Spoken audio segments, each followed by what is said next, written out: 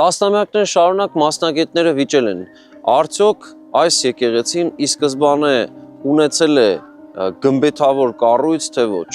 Եղել է արդյոք բազիլիկ շինություն սկզբնապես, որի հիմքի վրա պետք է հետո միայն ավելացվեր գմբեթ։ Տարբեր տեսակետներ են եղել եւ օրինակ ճարտարապետ Թորոս Թորամանյանը կարծում էր, որ պետք է սկզբնապես գոյություն ունենար բազիլիկ թաղածած կառույց, որի վրա միայն հետագայում պետք է ամրացվեր գմբեթը։ Սակայն 1950-ական թվականներին իրականացված շինարարական վերականգնման աշխատանքների ժամանակ մասնագիտական աշխատանքները ցույց տվեցին, որ այստեղ բազիլիկ կառույց նախկինում չի եղել։ Այսինքն ի սկզբանե եկեղեցին նախագծված եւ կառուցված է եղել գմբեթավոր իբրև շինություն եւ խաչաձև գմբեթավոր այս կառույցը, այս հորինվածքը փաստորեն Հայաստանում առաջին անգամ տեղ է գտնում հենց Սուրբ Էջմիածնի պարագայում։